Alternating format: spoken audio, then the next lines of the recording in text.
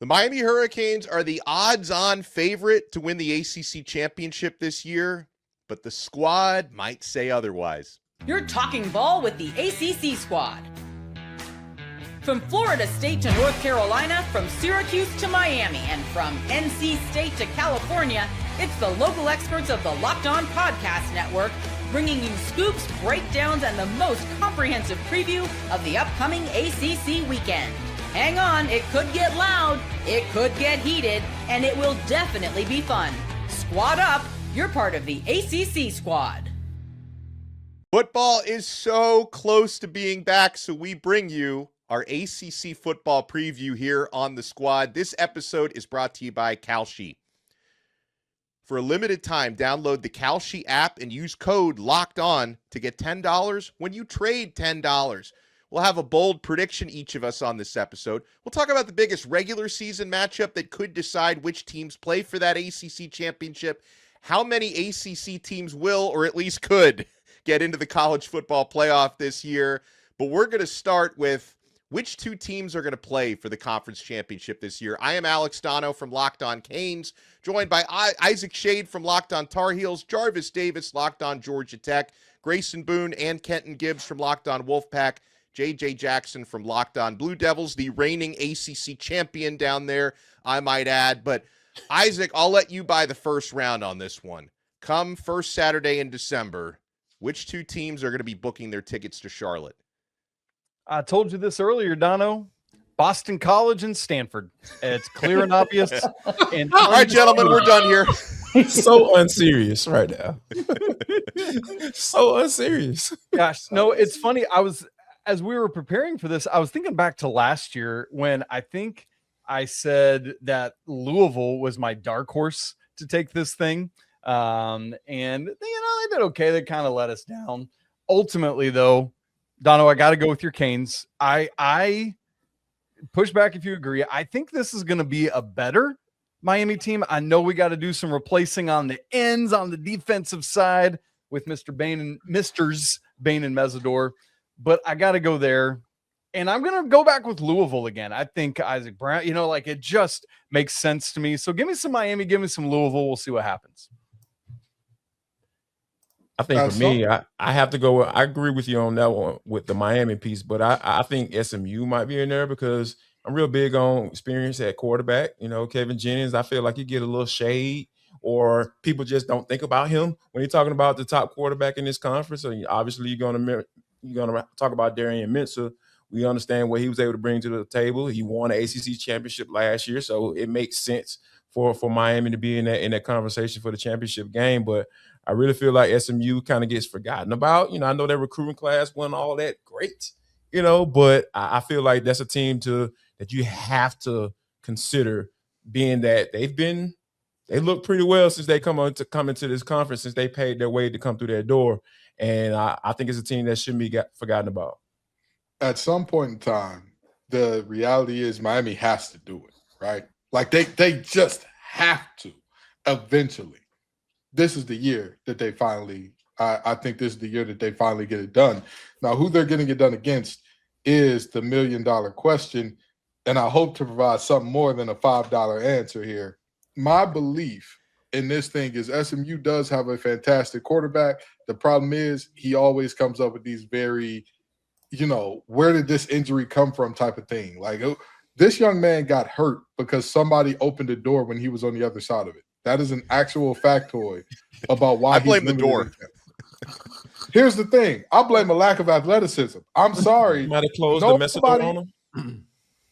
Nobody on this podcast is old enough to where if you told me I got hit by a door and I'm hurt, I'd say that makes sense, let alone an ACC starting quarterback. So I am going to have to go with Louisville simply because, at the end of the day, I think they have the most complete team.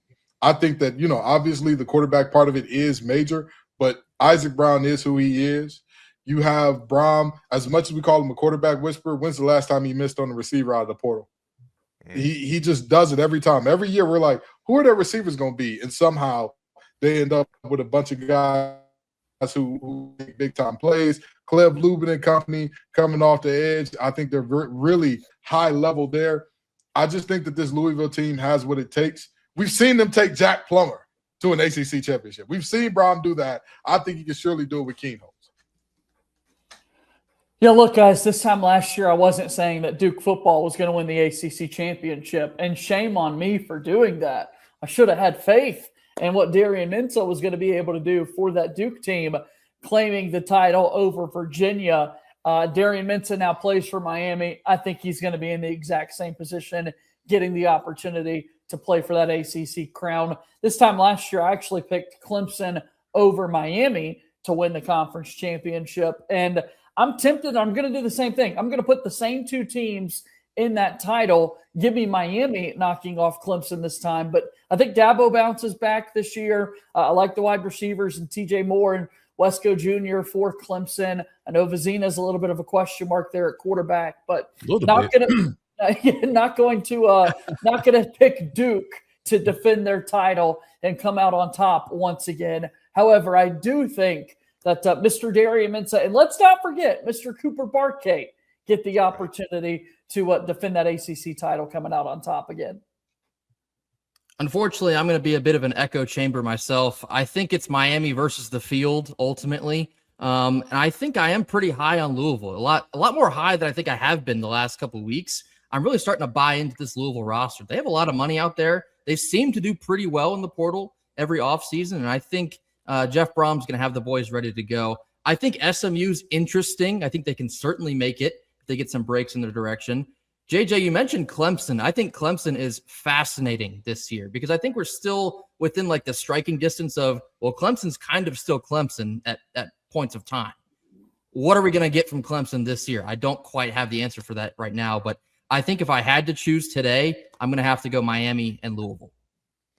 Man, so I'm you guys, my outfit probably gave it away, but I'm going to agree with all of you on the Miami side of it. And to Isaac's point about the roster, I do think Miami can be even better this year because I think Darian Mensah can elevate them. I see a young offensive line gelling together well. I think they could actually be a little bit better of a run blocking unit this year, maybe not as good of a pass blocking unit, but like the only like real big potential weakness on Miami is receiving tight ends, but they have so many wide receivers that I don't know how much of like a glaring weakness that's going to be. And for the opposition, I'm going to agree with some of you, even though Kenton made a great point about, Kevin Jennings injuring his throwing hand on a locker room door, but I'm going to still go with SMU versus Miami for two major reasons. Number one, they don't play each other in the regular season this year. So I think that's going to leave, if Kevin Jennings is listening, pardon the pun, that's going to leave the doorway open for SMU to potentially get in. The fact that Jennings is entering his third year in that offense as a starting quarterback is a luxury I'm not sure any other team in the ACC has with their starting QB. And SMU's offensive line is excellent. So I think on paper, like Grayson said, it's kind of Miami versus the field. Now, as a Miami guy, I know on paper there have been a number of years Miami should have gotten to the ACC championship game and didn't. But I think this is the year, and I think SMU to me is probably the safest pick to get there as opposition. And we're going to be talking more about this throughout this episode of The Squad because we will be making ACC championship predictions. But when we come back, we'll talk about the ACC's prospects to get into the college football playoff, because they only got one team in last year. Miami barely snuck in as an at-large last season. Could the ACC get two? Could we be greedy enough to even entertain the idea of three? You want to keep it locked right here because we are only getting started on this ACC season preview episode of The Squad. I love the fact that we have Kalshi with us on the Locked On Podcast Network because, yes, there is a market on Kalshi for the ACC championship this year.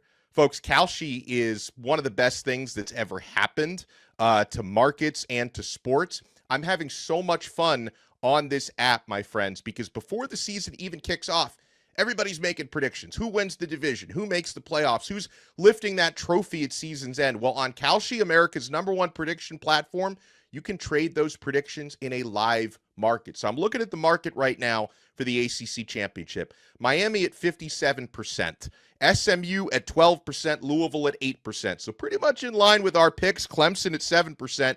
If you really want to get aggressive in your market and go with JJ's Duke Blue Devils, a $100 trade could net you over $9,000 for your max payout. So you want to check all of this out, folks, on Kalshi.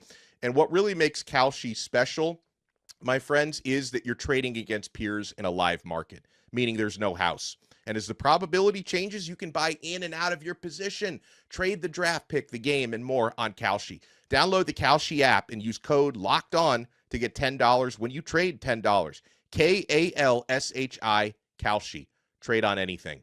18 plus only. Restrictions and eligibility requirements apply. Event contract trading involves risk and may not be suitable for all investors. Kalshi products are not available in all jurisdictions. Prices, values, and available markets may differ from those mentioned. For more information, see kalshi.com/regulatory.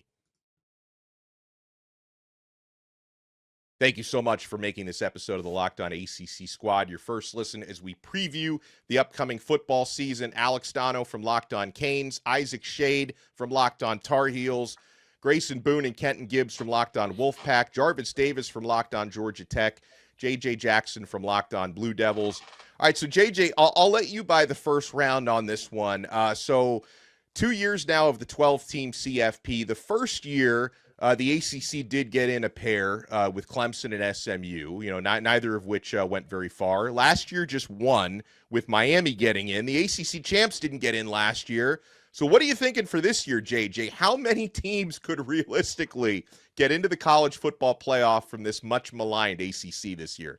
That's why you guys wanted me to go first, right? So that I would have to remember the fact that as an ACC champion, Duke did not get the opportunity to go to the college football JJ, playoff. I call that motivation, sir. It's motivation for the segment. They made the playoffs last year, JJ? Yeah, Jarvis, I thought you win the championship within your conference. We take a lot of pride in the ACC. Surely you get the chance.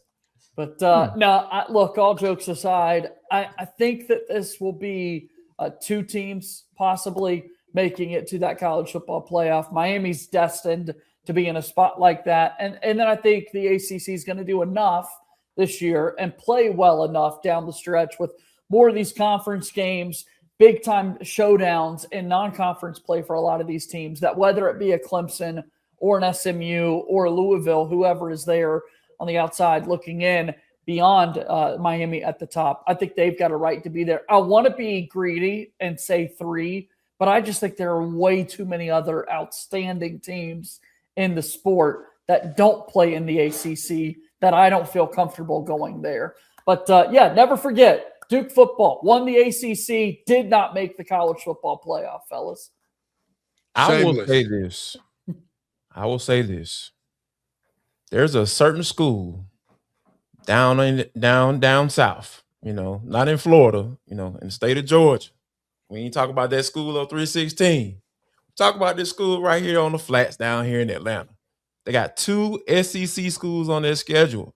And you know how much love, how much benefit of the doubt that SEC opponents get, No doubt. So if they were to mess around and figure out a way to go 2-0 in those games, we know that it's going to be at least 2 teams from the ACC in there, because they're going to get the benefit of the doubt with those SEC teams being on their schedule. And if you, like you said, if you beat that school up the road, I promise you, Tech will be one of those two for sure. I tell you what, Jarvis, if the Yellow Jackets managed to go 2-2 in those 2 games, that would be the wildest thing these eyes have ever seen. I sound too confident when I fumble through that, right? But you know what? I'm sorry to tell you, Jarvis, you're wrong. You're dead wrong. And I hate it for you. I hate it for you. I hate it for Louisville. I hate it for Georgia Tech. I hate it for all the ACC. We're only going to get 2 teams in, and they're already setting the groundwork for the play. Did y'all not see the AP poll come out? The groundwork is already laid. Coach Drink, everybody knows I'm a Coach Drink stan. Death, taxes, me lusting after Megan Thee Stallion in Missouri at 25. 4 things you can count on in life. Those are 4 things, bro. You might got a chance. I heard that Clay been bad to her. I'm here for you, Meg. I'm here for you, Miss Pete. We can talk about stuff. That's neither here nor there. The reality is 9 teams from the SEC were ranked. Why am I just talking about the SEC right now? Bama got in despite a loss to a Florida State team that did not piss a drop in the ACC. That Florida State team is so bad, Dono almost mistakenly in the first segment said Florida State was going to be in the ACC championship as a troll. Yeah. He almost said it. He was this close to say it. And it would have been cruelty. That's the reason why Brian Smith isn't with us tonight, because he knew I was going to go there. FSU got 3 first-place votes in the preseason ACC media poll, so let's – But you get my point. When the ACC beats a team, oh, it's an accident. Oh, it doesn't matter. Oh, it just happened. Even if Louisville finds a way to beat Ole Miss and Kentucky, people are still going to say, well, it's just Kentucky. Well, you know, Ole Miss ain't about much since Lane Kiffin left.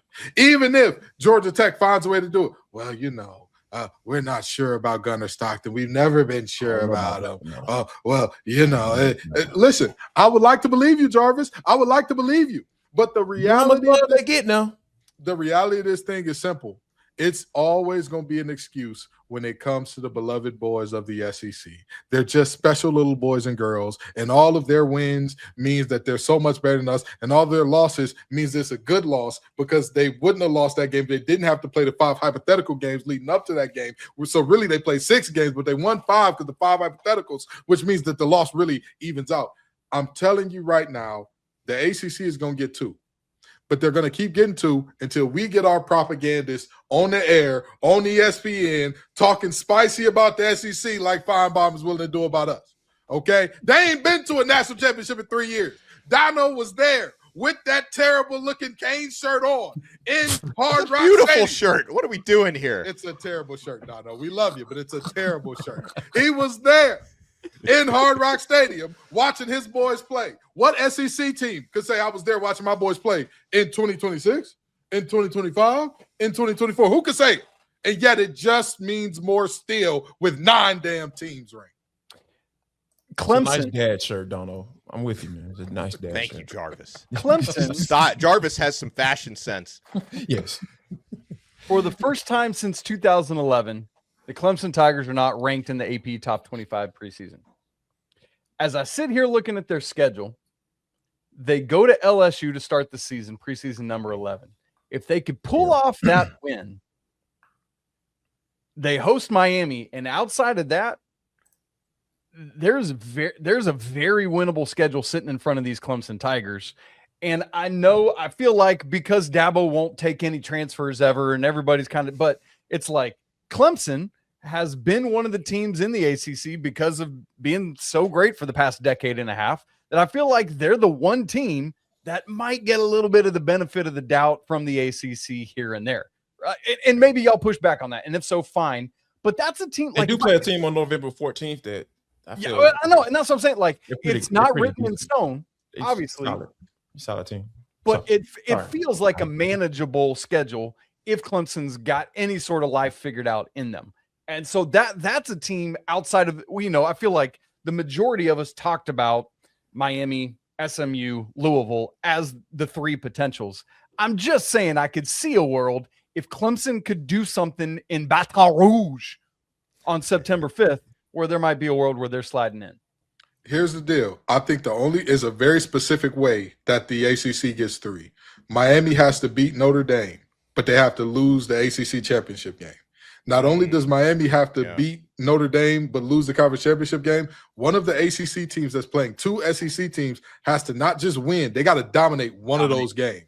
They got to dominate one, win the other, and then you could possibly maybe find us with 3. Oh, and the champion needs to have at least 10 wins. At least. Yes. Yeah. At least. You cannot be a 9-win champion. You cannot be an 8-win champion. All respect to Duke. You damn sure can't have 7 walking in and walk out as a champion and think we going to get you there. It has to be a 10-win team. Miami has to be a loser that is in on a at-large bid, and we need another team that has whooped the wheels off of one of those bubble teams from the SEC where it's like, well, damn, we kind of can't put LSU in over them since they done beat the hell out of LSU in one of the earlier parts of the season.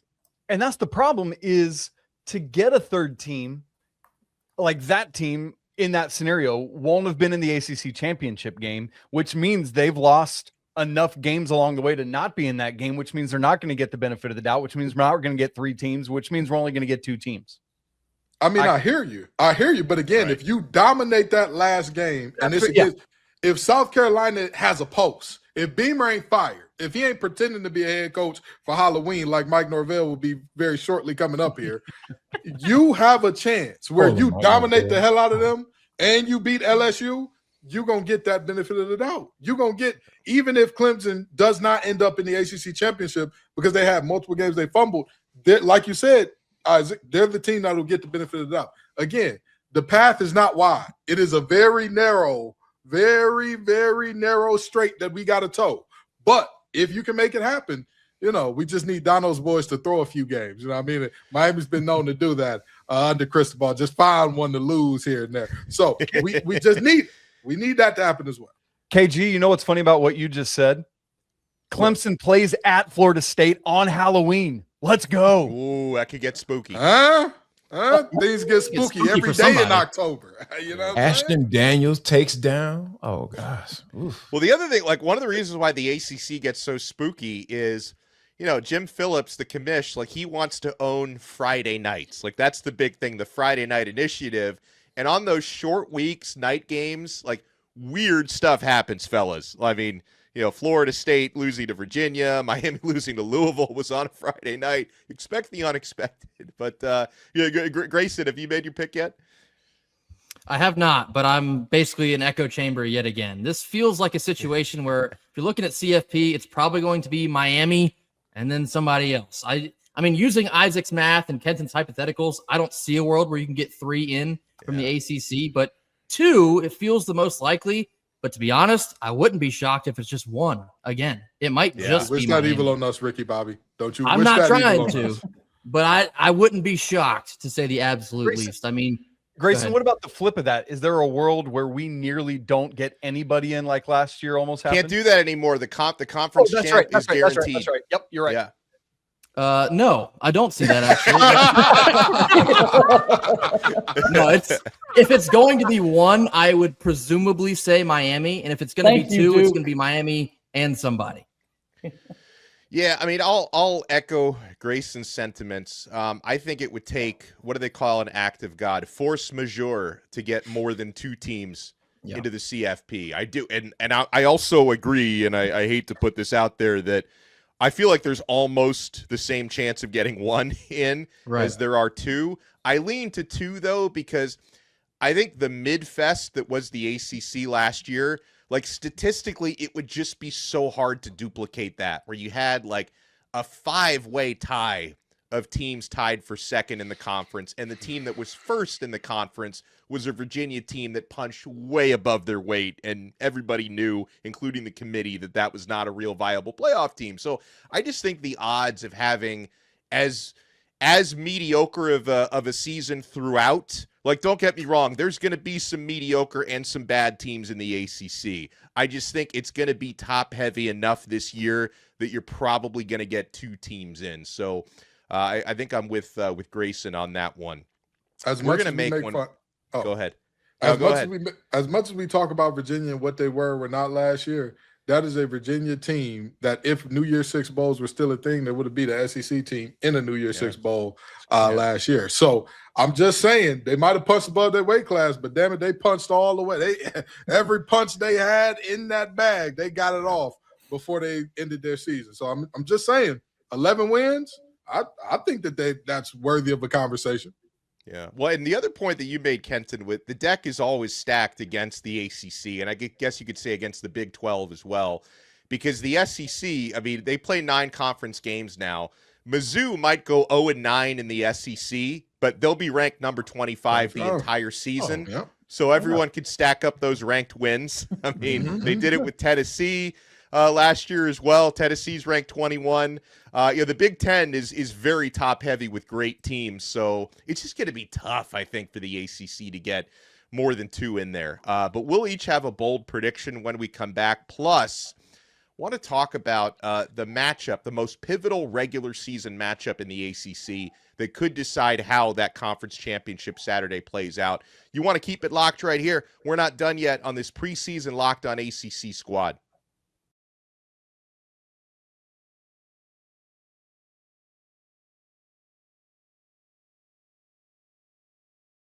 Thank you for making the Locked On ACC Squad your first listen. Guys, I'll buy the first round on this one because when I look through regular season conference matchups, I keep coming back to the same one that I think is going to be the most decisive when it comes to who's going to play in the ACC championship game. I guess the only question I would have about this one is it's so early in the season, but the conference games in September count the same as the ones in November, right? So I look at SMU versus Louisville. That's going to be in Louisville, Kentucky, Saturday, September 19th. My birthday, by the way, at 3:30 p.m., so I'll definitely be tuned into that one because, yeah, I keep toggling back and forth. I gave SMU the slight edge to be the second-place team in the ACC. Louisville's right there for me, so I kind of look at that game as a conference championship eliminator type, and Miami does not play either of those teams in the regular season this year. So I'm looking September 19th. Louisville hosting SMU to me as the most pivotal regular season game. Grayson, I'll let so you're not always having to go last. I'll let you buy the next round on this one. I tell you what, Clemson might not be Clemson, but I do think Death Valley is still Death Valley. And if Miami has to go to Death Valley and play Clemson in week 5, might that be a spot where Miami could slip up and not get the job done? Who knows? I wouldn't put it past that crowd to amp it up a couple notches for a top 10 team, presumably, to come into town. I think that's a really big one. And I mean, if we're going to stick with Miami, I think Pittsburgh at Miami in week 8 is also pretty fascinating. I think Pitt is a weird team. They always have like a weird win, basically year in and year out. That one wouldn't shock me either if Miami lays an egg at home and the Pitt Panthers catch them. For me, I have to look at, going up against the month of November because, they bring up some kind of, bad memories from last year. And I think that first matchup in the month of November against Louisville, I think that's going to be a big one too, because if Louisville figures out a way to, come in there with only one loss in the conference, and we know how important those games are in the month of November, I feel like Tech would have a big opportunity to kind of change the landscape, for themselves or, for Louisville as well. I'm glad I'm not the first guy to introduce homerism into this conversation. Thank you so very much, Jarvis. Here's the deal. Didn't I tell y'all it gets spooky in October? We talking some Halloween ball, Cal, NC State. That game could have two teams that are either dark horses or one team looking to upset the apple cart against a team that is a dark horse in that football game. And I'm telling you, strange things happen. Strange things happen. It's looking like that's going to be a Friday night game. Grayson, is that going to be homecoming? That is homecoming for NC State. If you see me at that game, you didn't see me. I was not there. I was not there. That was not a red cup in my hand. But that game could be pivotal to the ACC picture overall because, again, those are two teams I think are – it would not shock me to see either team right in the thick of it going down the stretch. I want to go back to a game we talked about earlier because – Dono stole my SMU at Louisville game, and then Grayson stole my Clemson game, and so I'm down to my third tier pick. And it's funny, earlier it was mentioned the Miami at Notre Dame game, and I want to mention that game and the SMU at Notre Dame game. And hear me, I know that Notre Dame in football is not an ACC school, but in terms, like the question here is the games that determine the basically the fate of the ACC.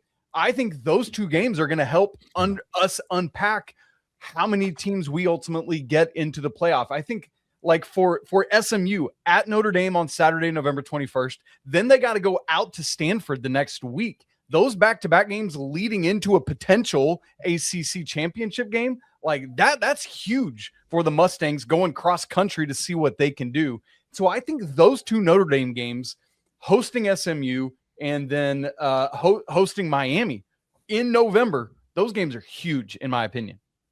Let me go in another direction. And Isaac, I did check. Unfortunately, Boston College does not have Stanford on the schedule this year, so we're not going to be able to see those two teams. That's a pity. Stanford does Clash of the Titans were missing. Stanford did get a number one vote in the preseason ACC poll, so there's that. I love it. Well, let me go with a bit of a homer angle, but one that I think is going to have a lot of eyeballs, and it's a game in November in which Duke goes to Miami, and they take on Darian Mensah and the Hurricanes. And that's Miami's homecoming, by the way. I love that. The reason I bring that up is, this was the first time truly in college athletics that we saw a lawsuit play out between a school and a player when the transfer portal cycle was coming to a close. That's crazy. And now we're in a sport where he's going to be able to play against a former school that he reached a settlement with. And it's just one big indicator of where we currently stand in college athletics. Like, yes, the on-the-field results toward ACC championships probably not going to be impacted as much by that, but the greater picture in college athletics as a whole, I'm so excited for all angles of that matchup there. I'm glad you shouted that one out because I avoided the homer pick, but some of the other of you guys gave me some material, so I appreciate that. Now, I got to ask Kenton this one because this question is built for Kenton Gibbs. KG, can you give me a bold ACC prediction for the season coming up? I got a bold prediction that includes not one, but two ACC teams. If Virginia proves that it was not a flash in the pan and they are sustainably built to last, if they get double-digit wins, I want to make this very clear. If they get double-digit wins, 10 or more, Dabo Swinney will be refired from Clemson, and Tony Elliott is going to take his spot. Whoa! I see the connection. I see where your thought process is. If Virginia gets 10, as sure as the sun rises on the east and sets on the west, it's going to be the old Jim Boeheim situation of I'm not retiring. I'm here. I like coaching. I still want to coach, but they're going to go with the guy who has done it. Imagine winning double-digit games 2 years straight at UVA. They're giving away free tickets, by the way. They're giving away 2-for-1 specials. Grayson, am I lying? No, they couldn't pay people to sell out Scott Stadium in week 0. It's wild. They are giving away free tickets after an 11-win season. Would Georgia Tech have to do that? No. Would UNC have to do that? No. Miami. Jokes aside, because people will make them. No. Exactly. Duke is a little bit different of a situation, JJ. The Wallace Wade Wackos, man. It's a little. I'll say this. It's a little different situation. But in all seriousness, I think that if you're looking at a situation that could impact, it's a small rock in the pond that can have major waves. I don't think Clemson keeps Dabo around if UVA gets double digits and Dabo doesn't end up in the ACC championship. Can I ride Kenton's coattails? Because my bold prediction was going to be that Clemson goes 5-7 and doesn't make a bowl game. Morgan, get your mans. Come back to the show, Morgan. Oh, my gosh. And my bold prediction, this is purely a coincidence. Tech is going to spank the dog mess in Death Valley of Clemson November 14th. It's going down. Dabo He's going to be on his last leg at November 14th against the Georgia Tech Yellow Jacket. Man, something's going to happen. We have put the death nail in Clemson. Bold predictions are not supposed to happen. It's supposed to be wild and wacky and out there. So here we are. Tyler from Spartanburg is pleased. He's very pleased. We got your back, He's the reason Tyler. they stopped taking calls on the coaches show. Exactly. We got your back, Tyler. It's time for Dabo to pay up, man. Refusing to doggone acknowledge the transfer portal and complaining every single way he possibly can when it comes to these players getting paid, man. It's time, man. Everybody else is adjusting. The ones who didn't want to adjust, they quit. Nick Saban, the best ever to do it. He got up out of here. He said, I'm cool with that. So, yeah, man, it's time. It's time for Dabo to get the hell up out of here because this is I'm tired of hearing it. Man. So, yeah, there we go. Forgive all the Duke talk out of me, fellas. I got to enjoy this as reigning ACC champs, right? I got to hold on to this as much as possible. Not as bold. You hold on to this better than you held on to Mensah. Tough, but true. Very true. Wow. From the guy who hosts Locked On Canes. That was tough. Nate Shepard. He was legally obliged to leave.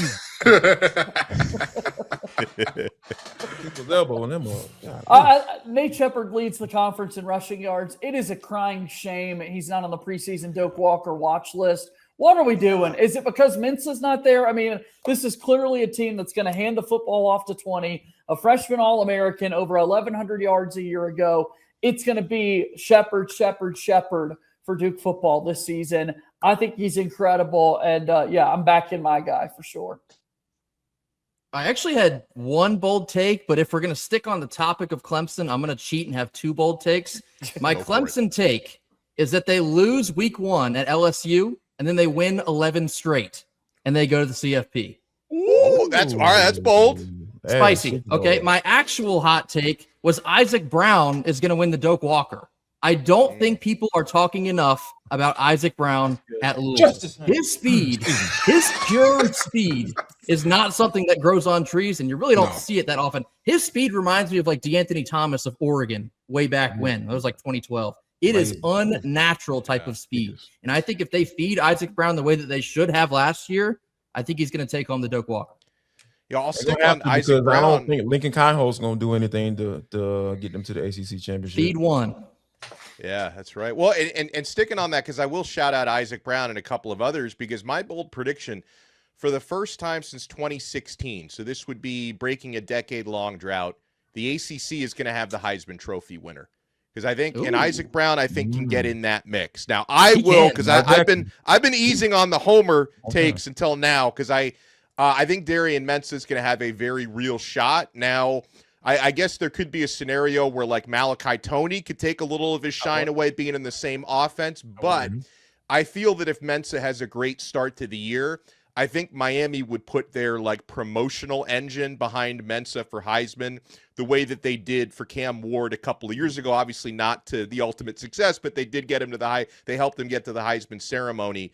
So I think Mensah can be in play. I think Isaac Brown can be in play. I know it's more of a quarterback heavy award, but Brown's yards per carry and just his freakish ability. If Louisville has a good season, I think, and the last ACC Heisman winner was a Louisville Cardinal, Lamar Jackson, 10 years ago. Yeah. And I'm not sleeping on Kevin Jennings either. I think if SMU has the type of season I think they can have, I think Kevin Jennings can be in that mix as well. In the words of hey, JKS would be a shocker if he ends up being that wild card and that team ends up doing it. You got to feed the Calgorithm. We do, but in the words, we gotta get Kevin Jennings healthy. And in the words of Baby Joker, no more locked doors. Gracias. He cannot have no more locked doors around Kevin Jennings, and he'll be just fine. Yeah, well, all right, so we got some bold predictions. Dabo Sweeney is very fired up and motivated if he's been watching this episode. So a huge shout out and thank you to all the shows represented here and even the ones who aren't. We're excited for ACC football this year, so make sure you check Isaac out on Locked On Tar Heels, Jarvis on Locked On Georgia Tech, Kenton and Grayson on Locked On Wolfpack, JJ on Locked On Blue Devils. Check me out on Locked On Canes. Football is almost here, my friends, from week 0 all the way to the Natty. Hopefully the ACC gets a team in the Natty. We'll be talking ball with you on the ACC Squad right here on the #1 sports podcast network. We are celebrating 10 years of the Locked On Podcast Network. Your team every day.